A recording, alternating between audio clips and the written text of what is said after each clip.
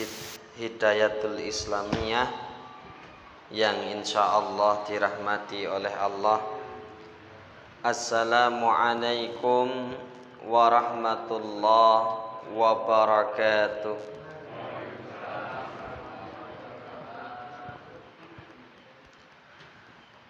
Innal hamdalillah nahmaduhu wa nasta'inuhu wa nastaghfir wa na'udzu billahi min sururi anfusina wa min sayyiati a'malina may yahdihillahu fala mudilla lahu wa may yudlilhu fala hadiyalah.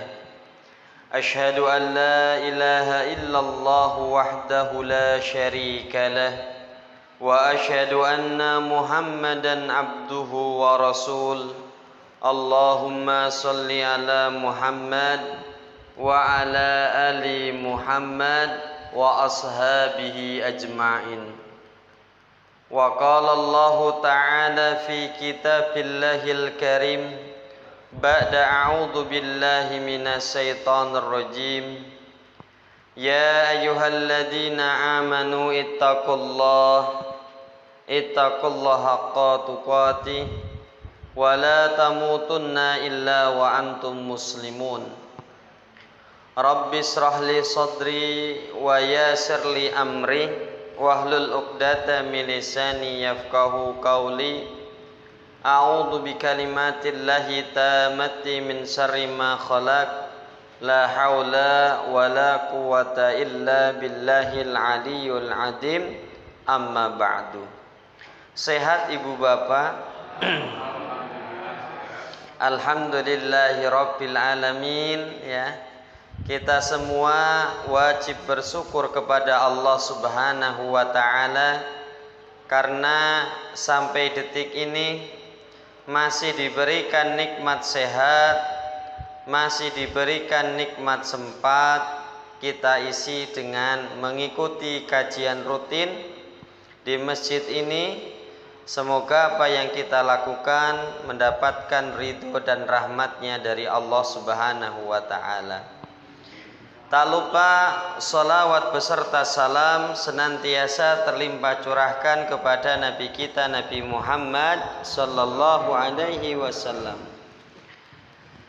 Ibu bapak yang insyaallah dirahmati oleh Allah, karena ini masih bulan Syawal, sudah selesai puasanya. Alhamdulillah. Kalau bulan Syawal biasanya banyak sekali kegiatan halal bihalal, Masa pandemi banyak apa ndak ada ini Bapak Ibu? Boten enten nggih. Nah, Ibu Bapak, sebagai kajian perdana setelah Ramadan, biar kita bisa merasakan persaudaraan ini lebih baik, lebih kuat, maka kita akan bahas di malam hari ini yang berhubungan dengan halal bihalal. Tapi bukan halal bihalalnya, tapi esensi yang ada di dalamnya, yaitu tentang memperkuat persaudaraan sesama kaum muslimin, menyambung silaturahim, saling maaf dan memaafkan. Nah, ibu bapak yang insya Allah dirahmati oleh Allah, kita semua sekarang yang duduk di masjid ini bersaudara yang disaudarakan oleh iman, bukan disaudarakan oleh darah dan nasab. Makanya Allah Subhanahu wa ta'ala bilang dalam Quran surah Al-Hujurat ayat 10, A'udzu billahi minasy syaithanir rajim, innamal mu'minuna ikhwah. Sesungguhnya orang mukmin itu semuanya bersaudara yang disaudarakan oleh iman. Termasuk saudara-saudara kita yang berada di Palestina, yang sedang dijajah, yang sedang didolimi oleh orang-orang Yahudi, ya, itu termasuk saudara kita. Walaupun kita belum pernah ketemu dengan mereka, walaupun fisik kita beda dengan mereka, mungkin mereka tinggi besar, putih-putih, hidung mancung. Kalau kita sama insya Allah sehatnya, matanya 2, hidungnya 1, telinganya 2 gitu ya. Nah, jadi kita memang disaudarakan oleh iman. Dan tanda-tanda iman yang ada di dalam dada kita ini sehat, tanda-tanda iman yang ada di dalam dada kita ini baik, yaitu kita memiliki rasa. Nah, ini penting. Memiliki rasa cinta, peduli dengan saudaranya, itu menandakan iman kita sehat. Kalau kita mengatakan, lah dia kan orang Palestina, jauh-jauh bukan saudara kita, merasa jauh, naudzubillahi min dzalik. Harusnya kita tetap merasa dekat. Nah, ibu bapak, Nabi berkata di dalam hadis riwayat Bukhari, la yu'minu ahadukum, tidak dikatakan salah seorang di antara kalian imannya itu sempurna hatta sampai yuhibba li akhihi, dia mencintai saudaranya ma yuhibbu li nafsihi, sebagaimana dia mencintai dirinya sendiri. Nah, jadi kalau kita tidak peduli kepada sesama, menandakan iman kita ini kurang sempurna. Maka luar biasa kalau kita memiliki jamaah atau saudara, ngerti beberapa hari, kok bapak ini nggak pernah kelihatan jamaah. Lalu peka takmirnya, coba dicek ada apa, oh ternyata sakit. Kemudian ada kas dana baiti atau kas sosial, nengok bareng, ini jos luar biasa. Menandakan jamaah itu jamaah yang imannya itu sehat sempurna. Karena di masjid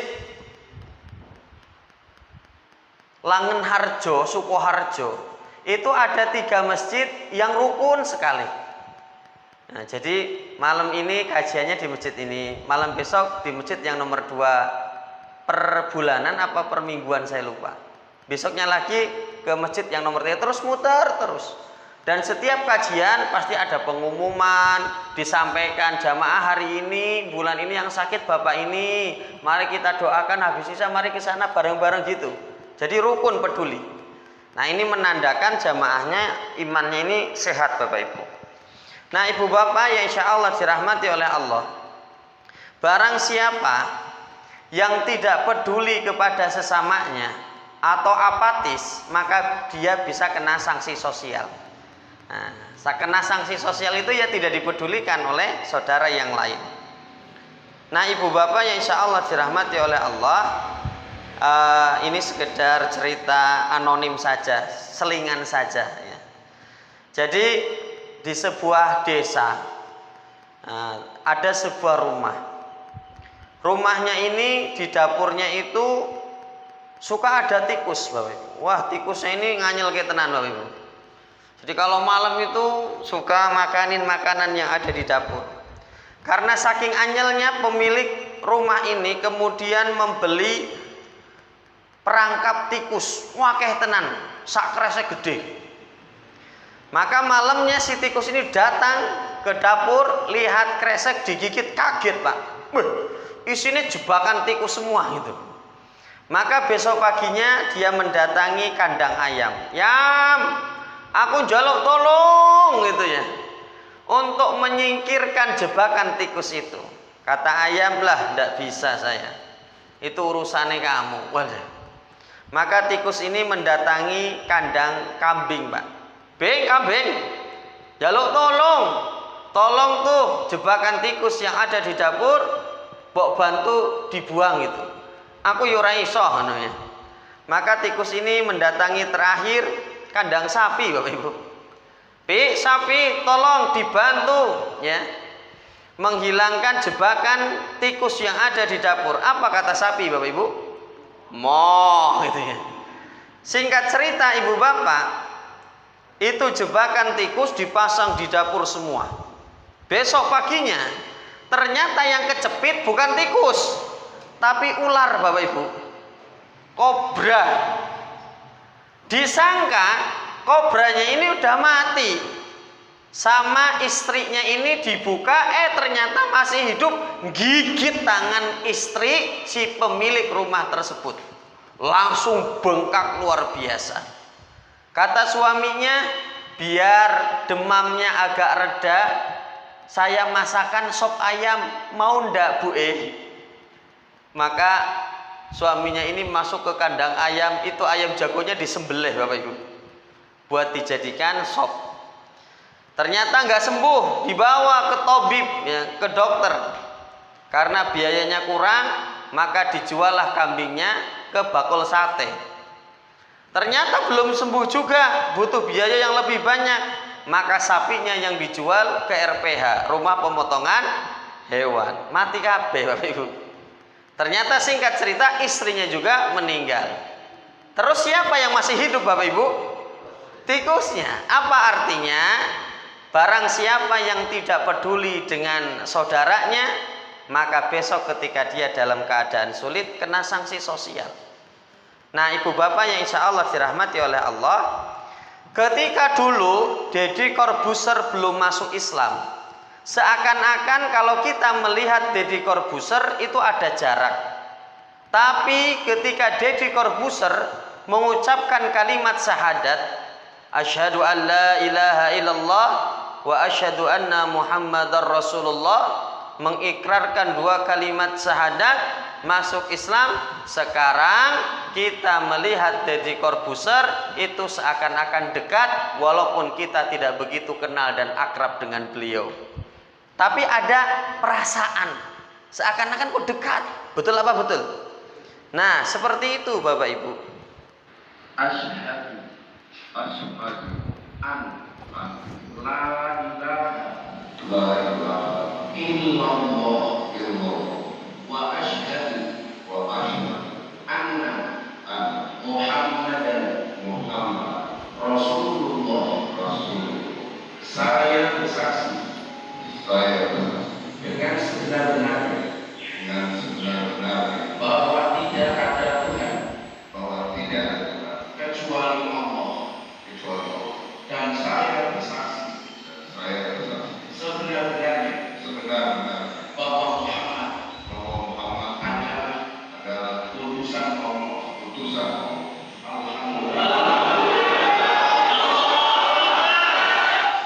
Masya Allah ya, dengan syahadat masuk Islam, dosanya waktu belum masuk Islam hapus semua, amalannya tetap ada. Luar biasa Bapak. Nah ibu bapak, kalau kita bersaudara disaudarakan oleh iman seperti ini, maka insya Allah akan ketemu di dunia, juga akan ketemu di akhirat. Nanti jadi umat Nabi Muhammad, di shaf pertama masuk surga bareng. Tapi kalau kita disaudarakan cuman oleh darah, disaudarakan oleh nasab, tapi iman kita tidak sama, maka tidak mungkin bakalan ketemu. Maka nyun ngapunten bagi public figure yang sering nongol di televisi, yang mereka menikah lain agama, eman-eman. Kenapa cinta mereka cuman sebatas di dunia? Ketika mereka meninggal, maka di akhirat tidak akan bakalan ketemu.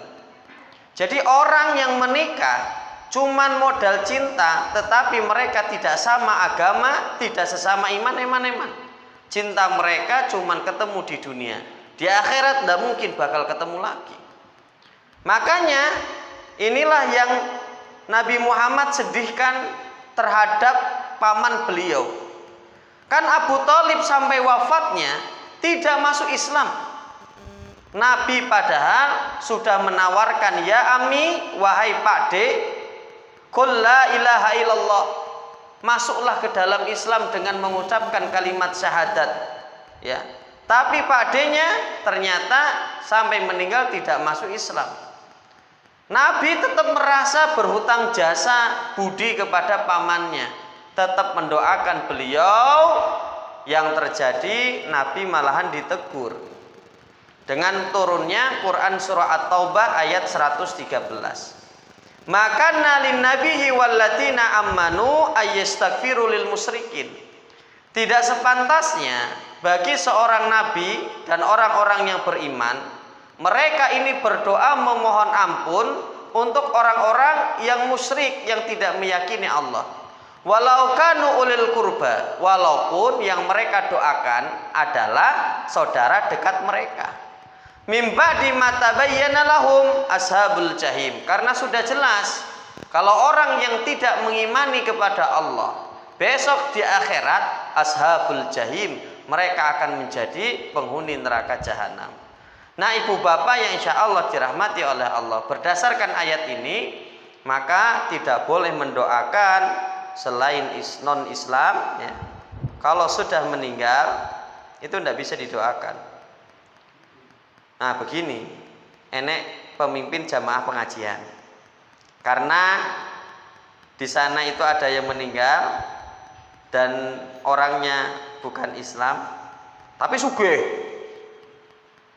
datang, Pak Yai, Mbok Yasin tahlil di rumah saya, mendoakan bapak saya ini meninggal, padahal bapaknya non muslim. Karena ngerti orang kaya dan tokoh masyarakat, amplopnya kandel gitu Pak, mangkat lagi mayan nih tanggal tua barang. Nah hati-hati. Nah, padahal tidak diperbolehkan. Kalau masih hidup gimana? Kalau masih hidup malahan boleh.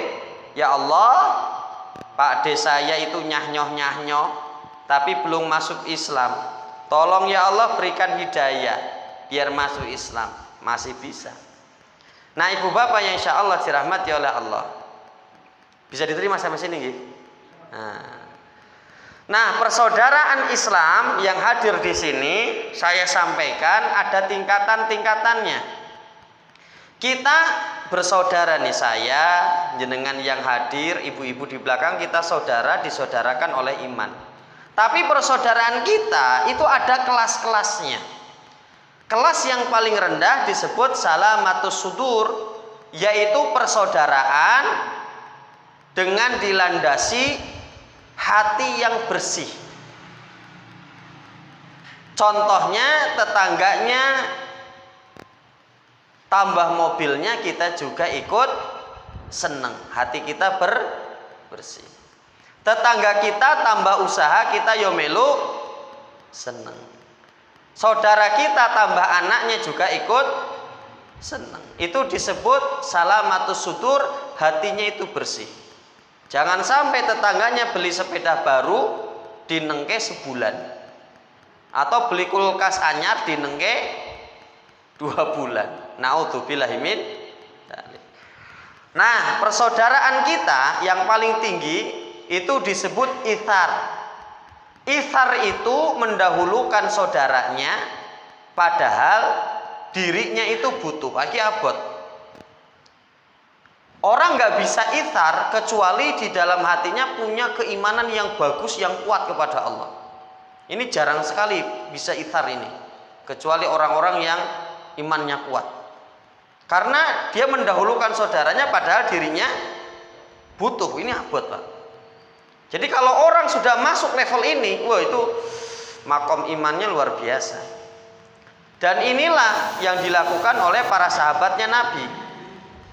Karena dulu kalau orang melakukan perjalanan jauh, kehabisan bekal repot. Karena dulu belum ada warung Tegal, soto mbok giem itu tidak ada. Nah, jadi kalau kehabisan bekal ya susah. Suatu hari ada orang yang melakukan safar mendatangi Nabi. Ya Rasulullah, tolong jamu saya. Kata Nabi, aduh sebentar saya datang dulu ke istri saya.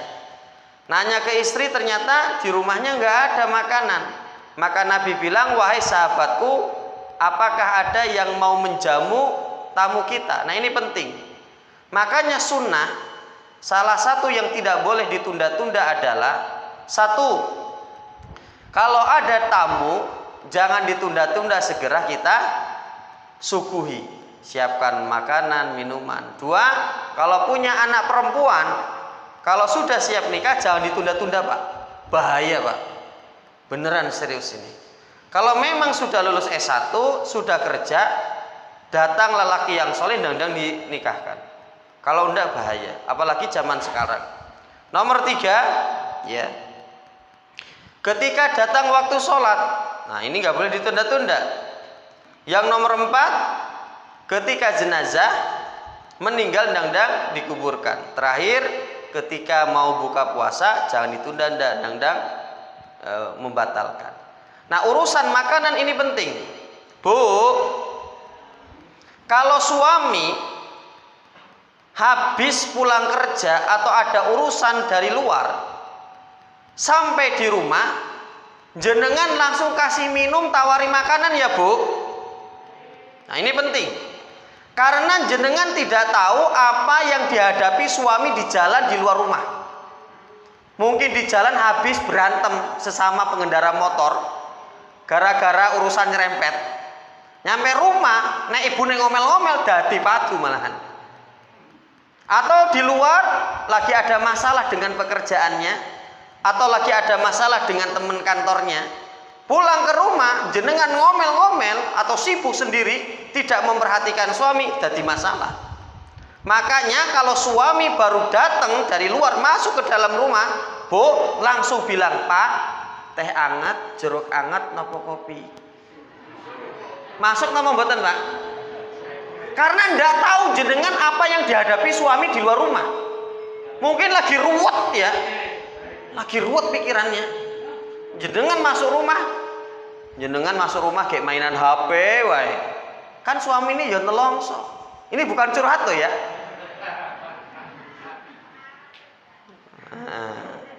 Makanya Rasul itu kalau ada tamu urusan makanan minuman itu nggak boleh ditunda-tunda, langsung anu teh hangat termasuk Abu Thalha ini. Maka bilang kepada istrinya Ummu Sulaim, ya Ummu Sulaim, ada makanan ndak? Saya bawa tamunya Rasul. Nah, ini suami istri satu frekuensi, itu cocok, Pak. Suaminya ngaji, istrinya ngaji, satu frekuensi, cocok. Sama-sama soleh dan soleha. Makanya Ummu Sulaim mengatakan, wahai suamiku Abu Thalha, makanan itu ada, tapi cukup buat anak-anak kita. Atau gini saja, anak-anak kita tak nina bobokan, nanti tidur, tamunya suruh masuk makan, tapi lampunya dimatikan karena malam hari. Biar tamunya menyangka yang makan itu bareng-bareng kabeh, padahal yang makan tamunya saja. Nah, ini suami istri yang satu frekuensi, Pak, enak. Coba kalau Ummu Sulaim ini tidak pengajian, Abu Thalha seneng ngaji. Wahai istriku Ummu Sulaim, ada makanan dah, saya bawa tamu. Ummu Sulaim pasti bilang apa? Suami geblek. Udah tahu di rumah anaknya banyak, makanan sedikit, dadak sing-sing gawa tamu, karena nggak satu frekuensi. Makanya kalau ngaji bareng, Pak, istrinya diajak. Nah, jadi satu frekuensi, ada masalah, loh kata Pak Dede itu kan kayak gini, nah, sama-sama pernah mendengarkan gitu. Gara-gara kejadian ini sampai Allah mengabadikan dalam Quran surah Al-Hasr ayat 9 tentang sifat ithar. Wa yu'thiruna ala anfusihim walau kana bihim khasasatun. Tadi malam ada salah satu di antara kalian yang mendahulukan saudaranya padahal dirinya membutuhkan, yaitu mengkisahkan keluarganya Abu Thalha dan Ummu Sulaim. Ini urusan makanan, Pak. Makanya jenengan kalau antri di Indomaret, Alfamaret atau dimanapun, delalah enek sing nyalip, kebetulan jenengan nggak kesusu, wis biarin baik. Ini disebut ithar, mendahulukan saudaranya. Oh, bayari, alhamdulillah. Nah, termasuk antri di pom bensin. Nah, jenengan nggak kesusu, enek sing nyalip, wis sabar ke baik. Langsung ingat ithar, mendahulukan saudaranya padahal dirinya butuh, wis rapopo, dapat pahala. Ada yang lebih tinggi lagi, yaitu bahkan berkorban nyawa untuk saudaranya. Ini ithar level tinggi. Ketika terjadi perang Yarmuk, ada sahabat Nabi yang bernama Al-Haris bin Hisam terluka parah. Kemudian ada orang mengambilkan air untuk Al-Haris. Al-Haris tafaddal israf, itu disuruh minum. Al-Haris bin Hisam bilang, saya masih kuat, ada yang lebih parah daripada saya, itu samping saya, Ayyasi bin Abi Rabi'ah. Kasihkan kepada Ayyasi saja minumnya. Orang ini membawa minuman kepada Ayyasi. Kemudian sampai ke Ayyasi, Ayyasi bilang, Saya juga masih kuat. Tolong berikan kepada samping sayanya lagi. Siapa? Yaitu Ikrimah bin Abu Jahal. Itu lebih parah. Orang ini membawa minuman kepada Ikrimah. Sampai Ikrimahnya keburu meninggal. Balik lagi ke Ayasinya juga meninggal. Balik lagi ke Al-Haris bin Hisam, sudah tiga-tiganya meninggal semua. Masya Allah. Ini level tertinggi nih Bapak Ibu. Mendahulukan saudaranya. Nah, ibu bapak tidak mungkin bisa mencapai derajat itsar. Nah, jenengan tidak mungkin bisa sampai ke derajat itsar kecuali harus step by step, harus ada langkahnya. Bagaimana cara langkahnya menuju itsar? Yaitu ada 4 tingkatan. Yang pertama, harus ta'aruf, harus saling kenal dulu. Makanya saya sering sampaikan kepada santri-santri saya, Dok, besok kalau kamu kuliah baik di Jawa atau di luar Jawa, pesan Pak Dede satu, jaga sholat jamaah. Minimal dengan jamaah kamu akan dikenal di daerah tempat kos-kosanmu, gitu loh. Ta'aruf itu metode agar bisa dikenal adalah sering jamaah, sering adzan. Makanya kalau ada warga baru sini, sering ke masjid apalagi wani adzan, pasti gampang dikenalnya. Betul nggak betul? Warga baru ke masjid tahu, neng rumah terus. Kita ya udah kenal. Betul nggak betul? Nah, jadi memang masjid ini adalah tempat sosialisasi yang paling gampang. Pengen cepat dikenal di suatu daerah, padahal jenengan warga baru makmurkan masjid, gampang dikenal sama warga situ. Ta'aruf. Setelah saling kenal, yang kedua tafahum, harus saling memahami kalau pengen sampai derajat itsar. Misalnya ada salah satu jamaah nek ngomong atos tenanan, ya maklum pensiunan tentara misalnya itu loh. Atau ini ya lihat latar belakangnya, kita saling paham. Orangnya itu galaknya cuma di mulut tapi hatinya baik. Nah gitu. Kemudian baru bisa ta'awun, seneng bantu dia, seneng bantu sana, kan kenal dulu. Kalau belum kenal gimana mau bantu jamaah sini. Dan yang nomor tinggi yaitu tasamu, itu saling berlomba-lomba berbuat kebaikan. Nah, ibu bapak yang insya Allah dirahmati oleh Allah Subhanahu wa Ta'ala. Nah, yang menghancurkan persaudaraan itu adalah sifat kasar. Nah, jadi ini nanti saya jelaskan tema ini di pertemuan selanjutnya. Itu judulnya sudah saya bikinkan, ciri-ciri keluarga yang diberikan kebaikan oleh Allah. Termasuk salah satunya sifat lembut. Nah, kalau dalam kita bermasyarakat seperti ini, kalau kita bersikap kasar dan berhati keras, pasti jenengan dijauhi, Pak. Nah, jenengan bersikap kasar dan berhati keras, jenengan pasti dijauhi. Mana dalilnya, Pak Dede? Nih, dalam Quran surah Al-Imran 159. Fabima rahmatin minallah, karena rahmat dari Allah lah, lintalahum, ya Muhammad, engkau bisa bersifat lembut. Walau kunta faddan ghalidal qalbi, ya Muhammad, seandainya engkau ya bersikap kasar dan memiliki hati yang keras, lang faddu min haulik, maka para sahabatmu akan menjauhi engkau. Perkara ini terjadi ketika kisah perang Uhud, Pak. Perang Uhud itu Nabi dihadapkan dengan 50 sahabat pemanah yang ngeyel.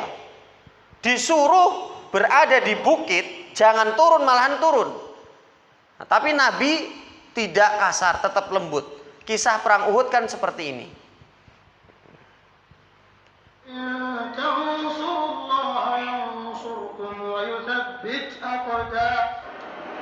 Kalau yang secara singkat, waktu itu Nabi SAW meletakkan pasukan di bawah 650 dan 50 orang di atas suatu bukit kecil namanya Jabal Rumah yang sering ditaiki oleh jemaah haji, bukit kecil.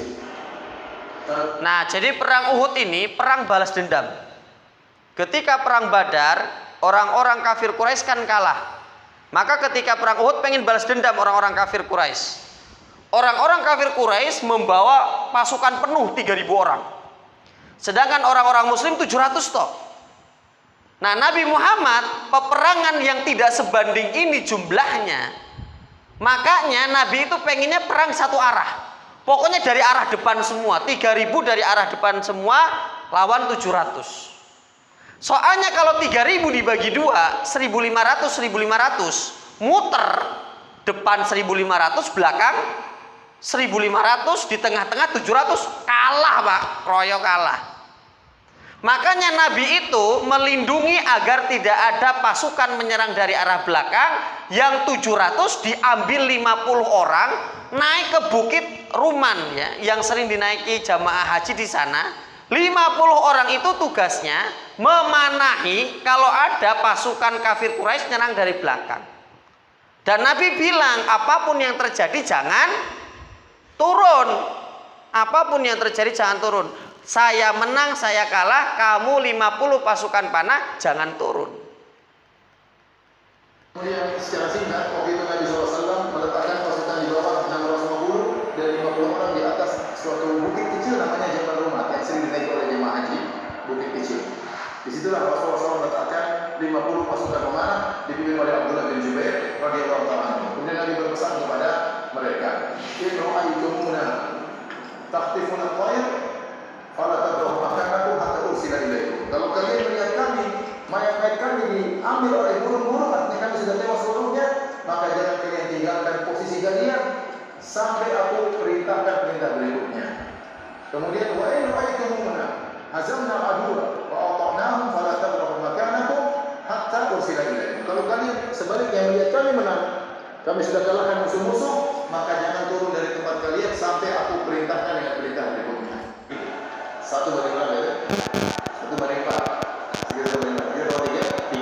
Rasulullah tidak ingin peperangan dari dua arah apalagi lebih.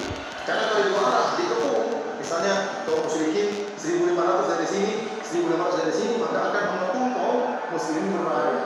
Maka Rasulullah SAW mempertahankan bagaimana meskipun jumlah mereka cuma 650 di bawah, lawan 3.000 harus dari satu arah. Nah, disitulah fungsi dari pasukan pemanah yang ada di atas Jabal Rumat. Fungsi mereka adalah untuk memanahi pasukan kaum musyrikin yang ingin muter gunung supaya bisa menyerang dari dua arah. Dan yang ingin muter adalah Khalid bin Walid. Khalid bin Walid tahu orang lebih susah. Maka dia berpikir bagaimana bisa menyerang dari dua arah. Maka dia buat pasukan berkudanya untuk muter dua arah. Nah, fungsinya pasukan mana itu untuk jagaan itu loh. 50 ini turun 40, Pak. Singkat cerita, Khalid bin Walid melihat pasukan panah turun 40 langsung nyerang dari belakang. Rasulullah diserang dari arah belakang. Gara-gara pasukan panah ini tidak taat, 70 orang sahabat meninggal, termasuk pamannya Nabi siapa? Hamzah bin Abdul Muthalib itu meninggal di perang Uhud. Nah, Nabi bayangin jenengan sebagai pemimpin saat itu gimana? Gitu ya. Kandani ojo turun gitu loh. Marahnya pasti luar biasa. Tapi Nabi tidak marah. Tetap dia bersikap lembut kepada bawahannya, kepada para sahabat. Makanya Allah bilang, seandainya engkau ya Rasulullah bersikap keras dan berhati kasar, langfaddu min haulik, para sahabatmu akan meninggalkan engkau. Tapi Nabi dalam kondisi seperti itu pun masih bisa bersikap bijaksana.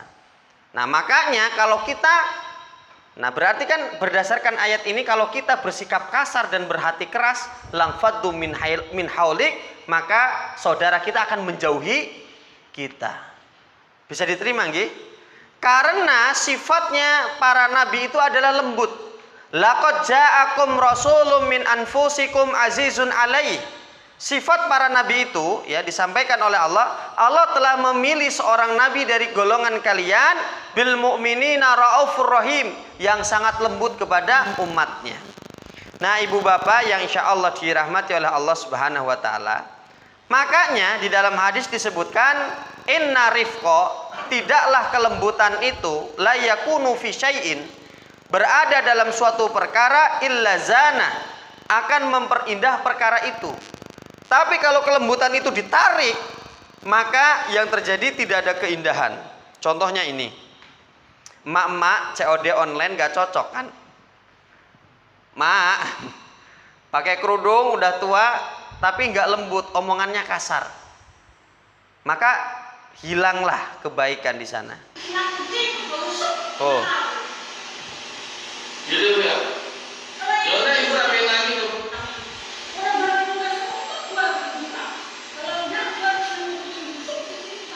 Ini intinya kasar omongannya itulah. Nah, jadi tidaklah kelembutan ditarik kecuali akan menjadi buruk. Nah, ibu bapak, jadi persaudaraan kita ini disaudarakan oleh darah, dan yang bisa merusak persaudaraan ini ketika kita bersikap kasar dan berhati keras. Terus gimana Pak Dede kalau kita ini bersaudara seperti ini, pastikan ada yang suka sama kita, ada yang tidak suka. Misalnya jenengan bertemu dengan orang-orang yang tidak suka kepada jenengan, dan orang ini senantiasa berbuat jahil, menjahati jenengan, ingatlah Nabi Muhammad SAW ketika berada di Taif. Kan beliau disakiti di Taif. Nah, ini hati yang penuh dengan kebaikan. Inilah perjalanan Rasul dari Mekah menuju Taif. Karena ketika Rasul mau pergi ke Taif, alasannya adalah satu, pamannya meninggal. Orang Quraisy makin beringas, istrinya meninggal, orang-orang kafir Quraisy makin tegel. Jadi menyakiti Nabi tanpa tedeng aling-aling. Maka Nabi dengan pembantunya terpaksa harus pergi meninggalkan Mekah menuju Taif. Yang harapannya orang Taif ini pengen menerima Islam. Tetapi di sebaliknya ya, orang Taif ini melempari Nabi dan pembantunya dengan batu sampai berdarah. Kemudian Nabi berteduh di rumahnya Utbah dan Saibah. Nabi bersandar di kebun anggurnya milik Utbah dan Saibah orang Taif ini. Yang sekarang tempat ini dijadikan masjid. Masjidnya dinamakan Masjid Adas. Yang umroh, yang haji mungkin sudah sampai ke sini ya. Jadi Nabi Muhammad itu mau syiar agama Islam ke kota Taif, tapi tidak diterima dengan baik ya. Jadi malah dilemparin dan terluka parah ya. Terus diboyong ke masjid, terus dikasih apa namanya? Dikasih buah anggur. Nah, ini masjidnya. Ya. Kita masuk ke dalam. Ini namanya Masjid Adas. Masjidnya. Nah, ini Masjid Adas. Kenapa dinamakan Adas? Karena yang memberikan anggur kepada Nabi saat bersandar adalah Adas, pembantunya Utbah dan Saibah. Utbah dan Saibah kan melihat Nabi sedang bercucuran darah kakinya, nyuruh Adas, ya Adas, ambil anggur, simpan di tampan, kasihkan kepada orang yang berlumuran darah itu. Adas datang memberikan anggur, silahkan dimakan. Kata Nabi, terima kasih. Dia memetik anggur ini satu, membaca bismillah. Adas kaget. Saya selama hidup di Taif tidak ada orang yang makan baca bismillah. Siapa engkau Tuan? Nabi bilang, saya Muhammad dari Mekah. Aku adalah Nabi terakhir. Adas begitu kaget. Kemudian singkat cerita kan Adas bersahadat. Dan sahadatnya Adas ini menjadi obat bahagia buat Nabi. Karena dia jauh-jauh ke negeri Taif, ada orang yang masuk Islam walaupun cuman satu. Siapa? Adas ini. Terus alhamdulillah gitu ya. Walaupun jauh-jauh dilempari, ada yang masuk Islam, Adas ini satu. Dan tempat di mana Adas memberikan anggur tadi dijadikan masjid. Nah, ibu bapak yang insya Allah dirahmati oleh Allah Subhanahu wa Ta'ala, ketika kita bergaul dengan masyarakat seperti ini, atau kita punya saudara, ada saudara yang memang nganyelke, kita kurang apa gitu. Makanya di dalam hadis riwayat Bukhari dan Muslim, ada seseorang yang curhat kepada Nabi. Orang ini bilang apa? Ya Rasulullah, innali qorobatan, ya, asiluhum wa yaqtauni. Ya Rasulullah, saya memiliki saudara. Saudara saya ini, saya senantiasa menyambung silaturahmi dengan dia, tapi dia senantiasa memutuskan. Wa uhsinu ilaihim wa yusiuna ilayya. Saya senantiasa berbuat baik kepada dia. Saya masak, yo tak anteri. DE pinjem motor, yo tak kasihkan. DE pinjem mobil, yo tak berikan, gitu ya. Wa ahluhum anhu wa yajhaluna alayya. Saya senantiasa sabar. Kalau dia berbuat jahat, saya sabar.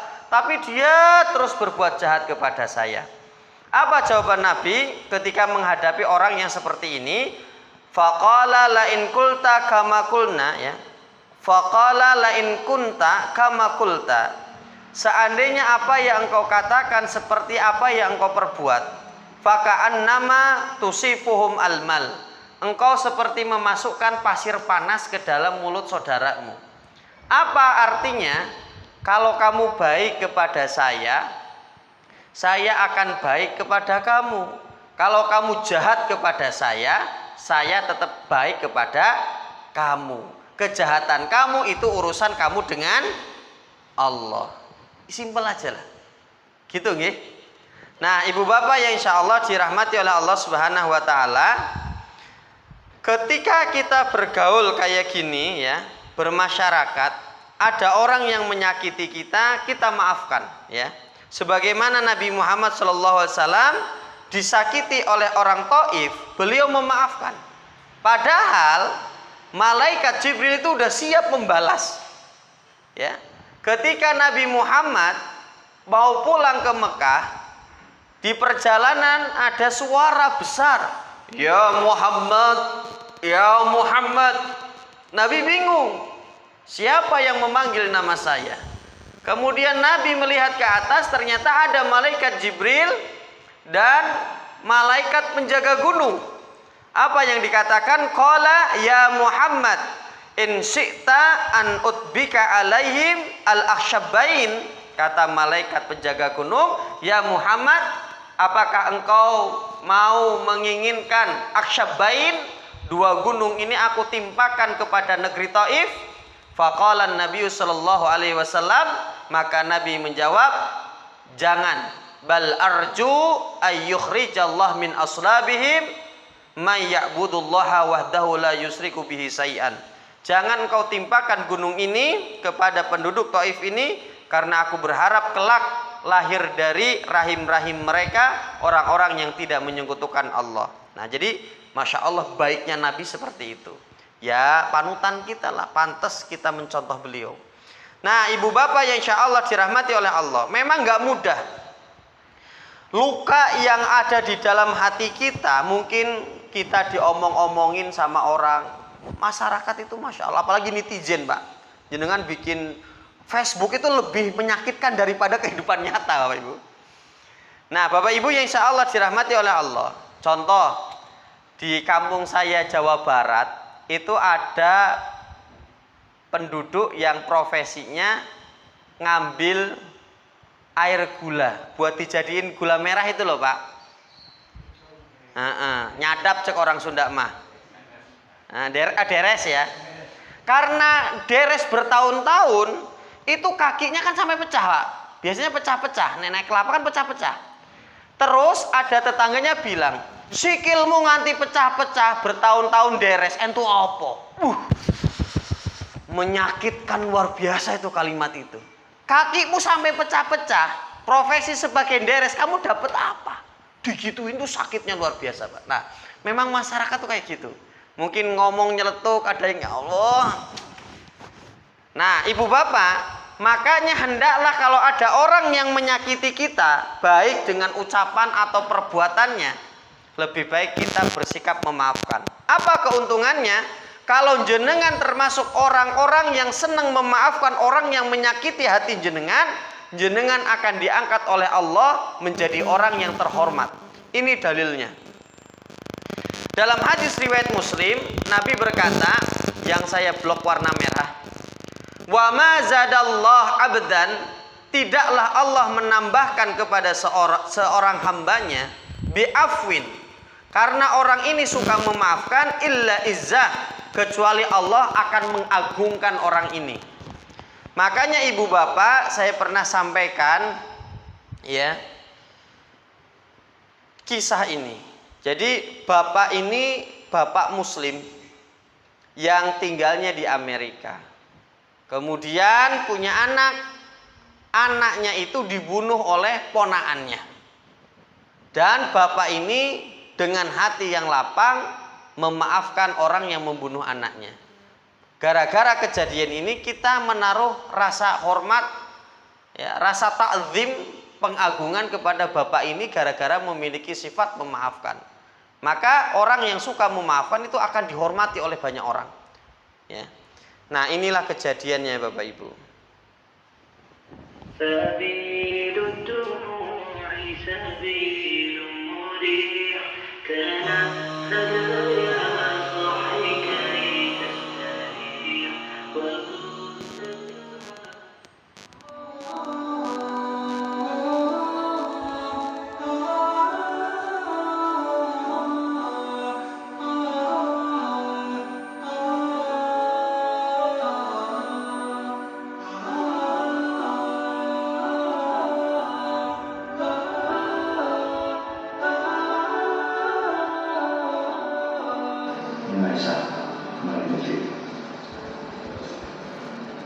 I forgive you on behalf of Zandi and his mother, my dear nephew, Trey. I don't blame you, but I can't do it. I'm not angry at you for being mother, wanting my son. I'm angry at the devil. I blame the devil who misguided you and misleading you to do such a horrible crime. I really feel sorry for your parents. They raised you and they want you to be successful. Your success is their success. Your happiness is your happiness, their happiness. Now they have to cry because of your crime that's been used. Forgiveness is the greatest gift of charity in Islam. I have to pour myself on to forgive someone that have wronged our family.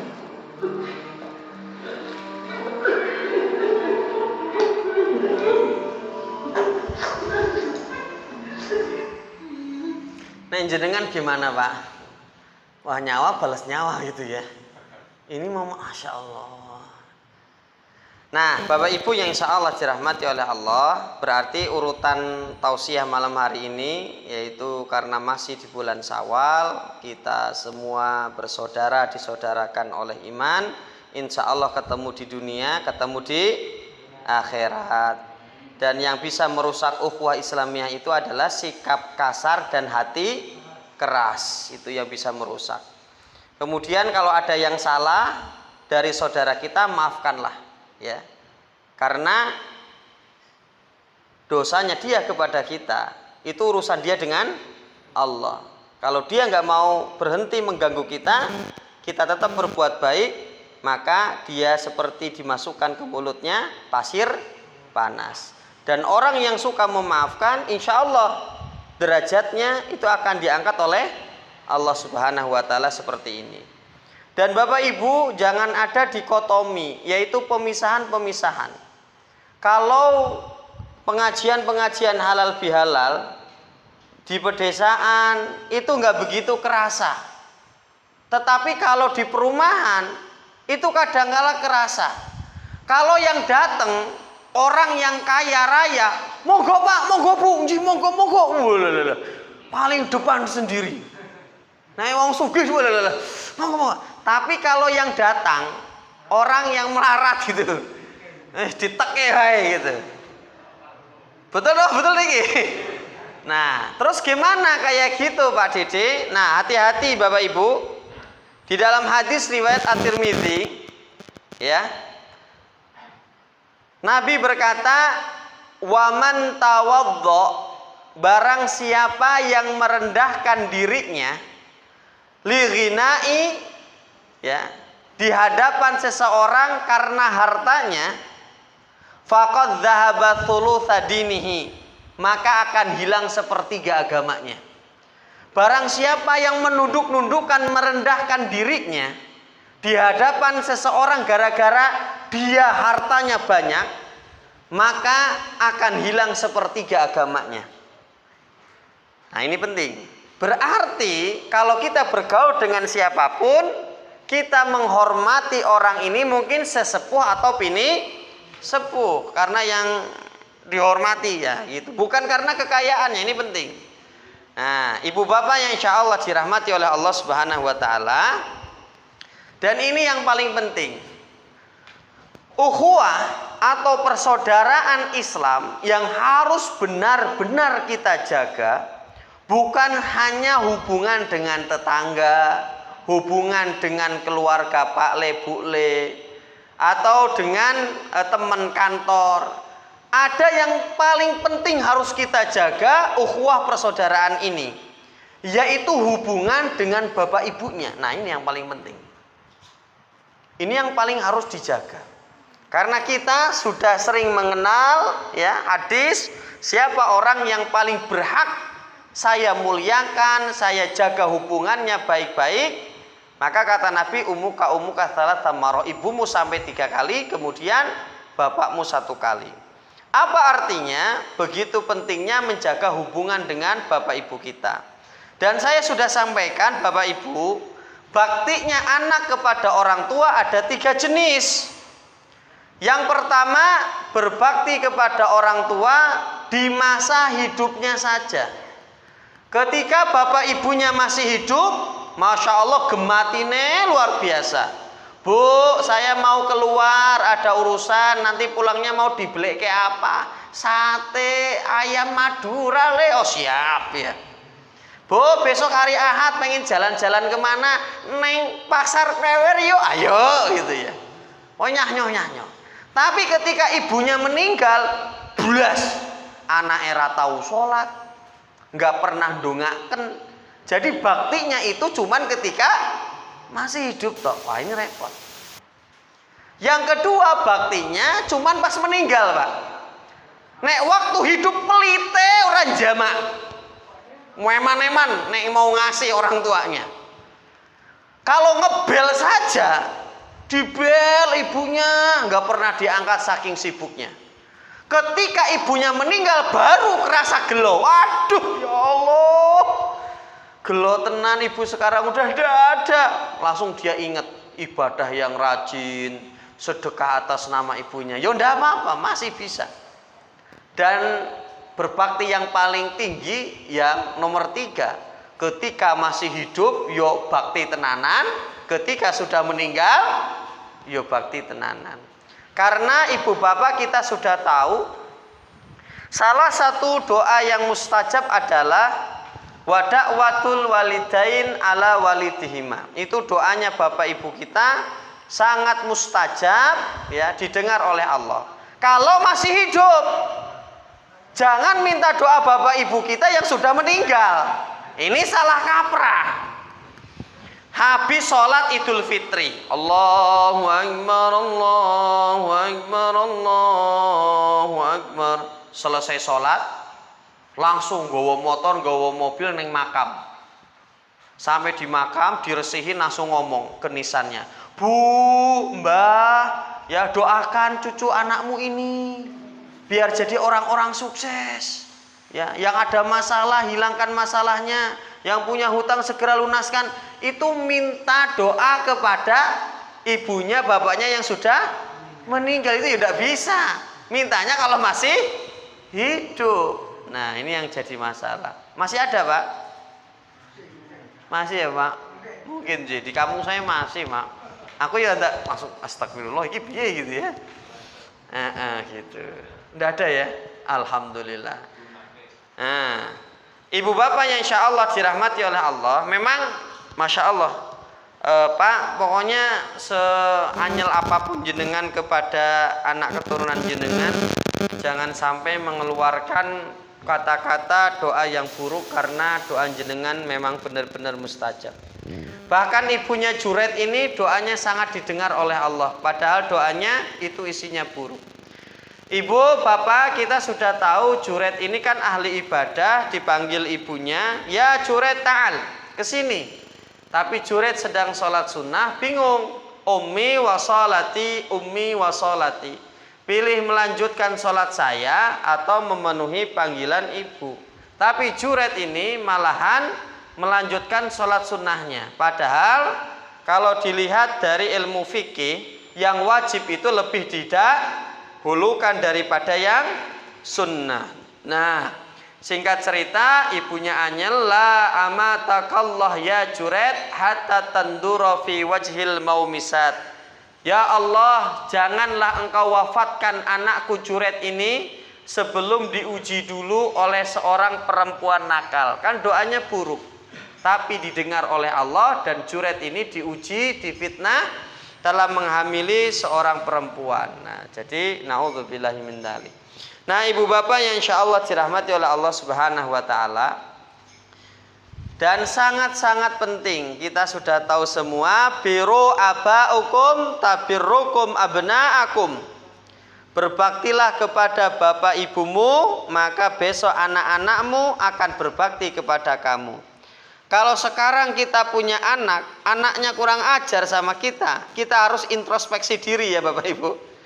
Dulu masa kecilku piye, ya astagfirullah ya. Wah, anakku bandel ora jamak gitu ya. Nah, ini perkataan dari Abu Hurairah, biru abaukum tabirrukum abnaakum. Berbaktilah kepada bapak ibumu, maka anak-anakmu akan berbakti kepada kamu kelak. Ini cerita yang masyhur ya, tentang tempurung kelapa tuh ya. Saya sudah menyampaikan kisah hikmah ini ya Bapak Ibu ya. Nah, jadi ada seorang ibu-ibu, dia ini janda tapi punya anak satu. Anaknya laki-laki, dan alhamdulillah si ibu ini komitmen ndak nikah lagi. Pokoknya fokus besar ke anaknya. Nah, ini bedanya ibu-ibu sama bapak-bapak. Kalau bapak-bapak ditinggal istrinya meninggal, fokusnya nyari apa Pak? Oh, pengganti nih. Loh, itu aku sih ngomong loh Pak. Kalau ibu-ibu beda, kalau ditinggal suaminya fokusnya ngurusin anaknya. Nah, bedanya di sana. Apalagi perempuan di Jawa ya, rata-rata kalau suaminya itu meninggal, ya banyak yang menyendiri gitu, artinya tidak nikah lagi biasanya. Banyaknya gitu biasanya. Beda kalau di Jawa Barat Pak. Masya Allah ya. Saya orang Sunda soalnya ini ya.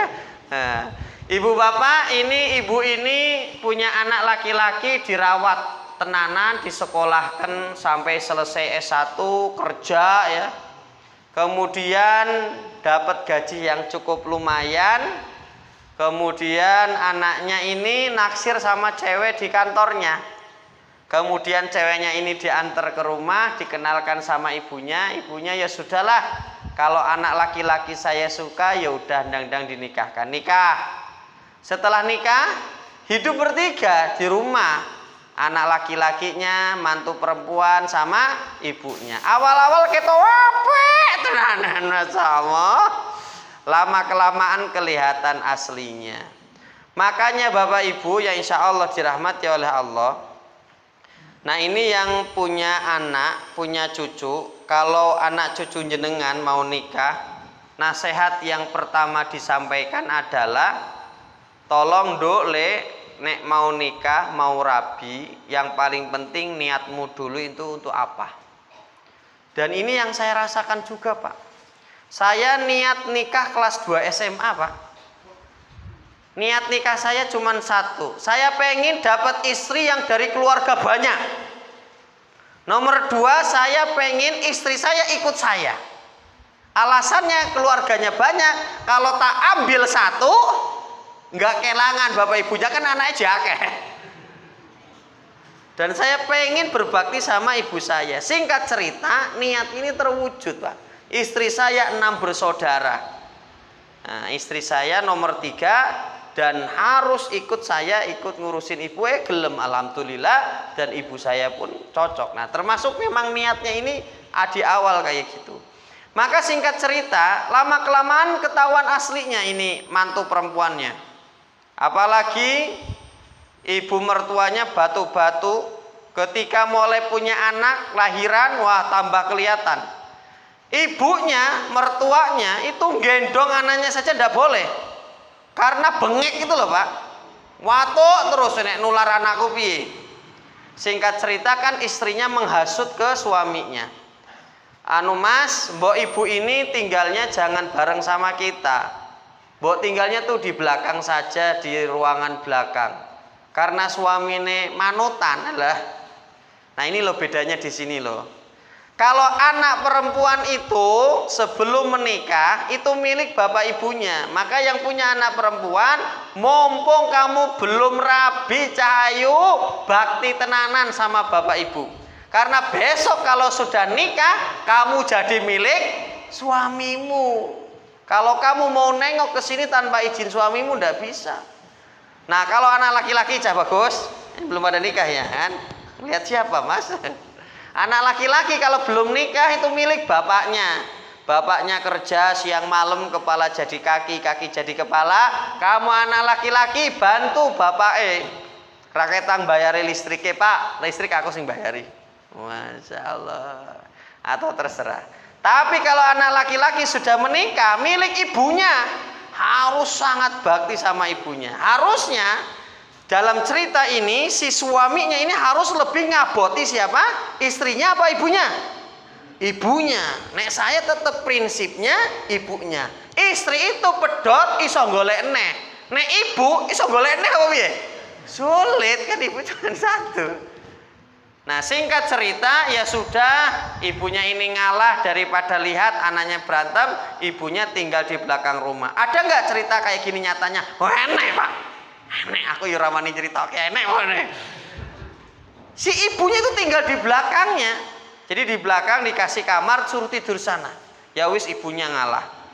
Kan awal-awal piring, gelas dikirim. Namanya juga Mbah Kung ya ibu-ibu kan buyuten. Pada jatuh, pada pecah. Ada tempurung kelapa batok. Ini dicuci, dibersihkan, bisa jadi tempat minum, tempat makan. Cucunya datang ke belakang. Berarti mak nganggo apa? Nganggo batok lele. Walah kaya pitik jago wae ngono ya. Loh kok pakai batok? Biar ndak pecah. Singkat cerita, suatu hari anaknya ini cucunya itu jalan-jalan. Cucunya, bapaknya, ibunya jalan-jalan bertiga. Kalau neneknya di rumah, nggak diajak. Singkat cerita lagi jalan-jalan, si anaknya ini kan nemu batok di pinggir jalan. Bu, aku pengen batok kae loh. Buat apa kotor gitu ya? Buat apa kotor, banyak kumannya. Pokoknya saya pengen itu. Diambilin sama ibunya karena nangis.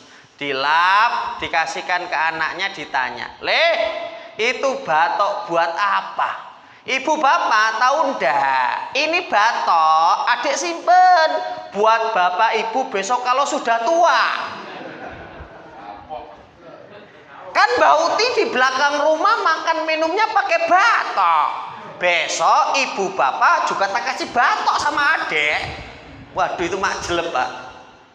Biru abaukum tabirukum abnaakum. Memang benar. Berbaktilah pada bapak ibumu, besok anak-anakmu akan berbakti kepada kamu. Nah ibu bapak yang insya Allah dirahmati oleh Allah Subhanahu wa ta'ala. Uang itu bisa dicari, ilmu itu bisa digali. Tapi kesempatan untuk berbakti kepada orang tua takkan terulang kembali. Kita berani kredit motor, kita berani kredit mobil, kita berani kredit perumahan, berani tidak ngredit ke bapakne kon mangkat umroh.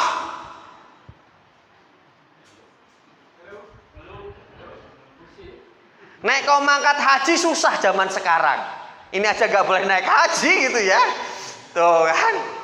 Apalagi kalau berangkat nunggu 20 tahun. Nek usianya sekarang bapak kita 60 tahun suruh nunggu 20 tahun. Ya serak kuat lah. Minimal umroh lah sing cepet mangkate. Sekali seumur hidup pernah melihat Ka'bah. Nah di sini kadang-kadang kredit motor kan DP 2 juta, bayar lunas 3 tahun, jadinya 40-50 juta. Insya Allah. Kesimpulan pengajian malam hari ini ya Bapak Ibu, kita mulai dari jam 7:30 gitu. Jadi kurang lebih 45 menitan. Jadi pengajian malam ini karena masih bulan Syawal mengangkat judul besarnya halal bihalal, tapi tidak begitu esensial, tapi intinya yaitu persaudaraan, saling memaafkan, silaturahmi. Nah, intinya pengajian malam hari ini, mari kita sesama kaum muslimin ya jaga kerukunan persaudaraan kita. Ya. Kalau ada yang berbuat jahat kepada kita, maafkanlah. Kejahatan dia itu urusan dia dengan Allah. Dan yang paling kita harus jaga hubungannya bukan hanya semata-mata dengan tetangga, saudara, dengan teman kantor, tapi yang paling harus kita jaga dengan bapak ibu kita. Nah, bapak ibu yang insya Allah dirahmati oleh Allah, itu kajian malam hari ini. Semoga kita semua yang hadir bisa saling peduli antar sesama gitu ya. Kalau ada jamaah yang sakit sama-sama ditengok ya, terbatas kalau musim Covid gitu ya. Pokoknya peduli saudara yang satu dengan yang lain, itu menandakan keimanannya sehat, keimanannya sempurna. Kalau kita tidak peduli dengan saudara kita, menandakan keimanan yang ada di dalam dada kita kurang sempurna atau kurang sehat gitu. Ibu bapak, sebelum saya akhiri, monggo kalau ada yang mau ditanyakan tentang tema malam hari ini, saya persilahkan. Monggo. Nggih. Klarifikasi kaitan itu tadi mendahulukan orang lain. Nah, Isar. apakah itu untuk apa namanya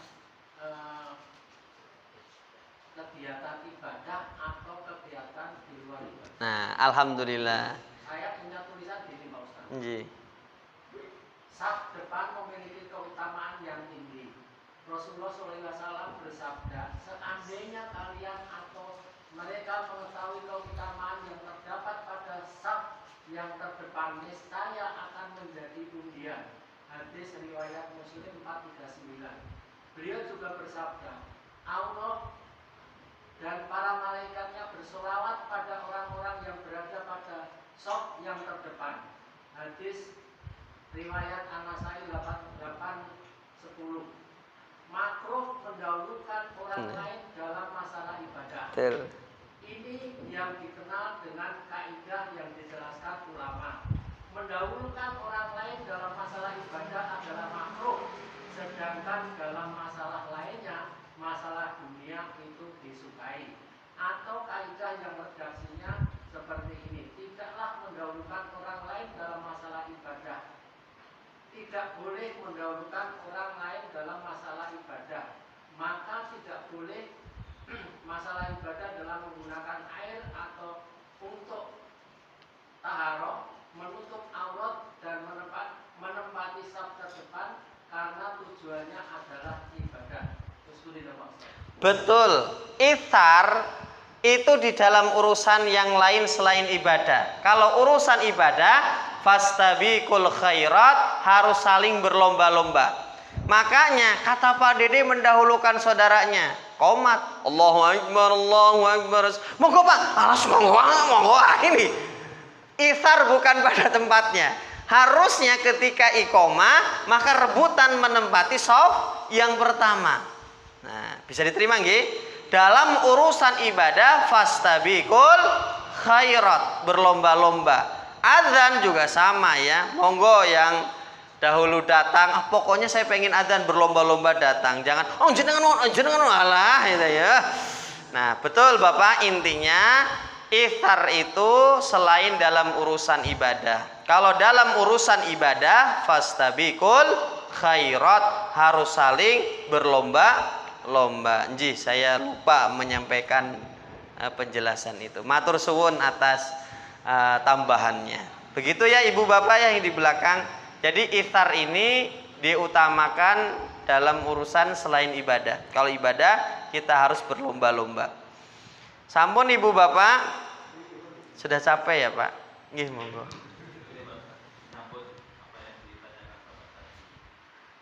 Saya melihat seorang presiden dari pecahan Rusia. Beliau mempersilahkan saf depan pada ulama. Beliau adalah seorang presiden. Beliau berada di saf kedua. Jadi menurut saya ini bukan masalah pelajaran, tapi bagaimana kita beretika terhadap orang lain. Jadi menurut saya kita pun itu menurut saya juga kita mempersilahkan orang yang menurut kita perlu diagungkan berada di soft debat. Oke. Seperti kasus itu nyata bahwa presiden yang bersolawatnya itu satu dari 50.000 masih muda ya di Rusia itu beliau malah tidak, biasanya kalau kita kan presiden di depan, tapi beliau tidak. Oke. Di nomor 2. Siap. Jadi menurut saya ihsan itu juga tergantung bagaimana kita mensikapi, kemudian bagaimana kita belajar tentang Islam. Jadi tidak hanya berpandangan terhadap hukum yang saklek, tapi juga ada adab, ada etika dan lain sebagainya. Kalau konteksnya sholat, memang sholat ini beda, terutama imam. Itu posisinya imam kejadiannya. Presiden ya sosok kedua, tapi yang di depan adalah para ulama. Mempersilahkan para ulama di depan. Padahal yang imamnya ulamanya bukan? Kurang tahu. Nah, memang kalau dalam urusan sholat, nah kita ke fikih dulu gimana Pak? Masih kuat enggak ini? Masih. Kalau konteksnya di urusan sholat memang beda, karena di dalam ilmu fikih urutan orang yang boleh berada di depan, baik itu imam atau di belakang imam, itu ditentukan dari kemampuan ilmunya. Nah, seperti ini.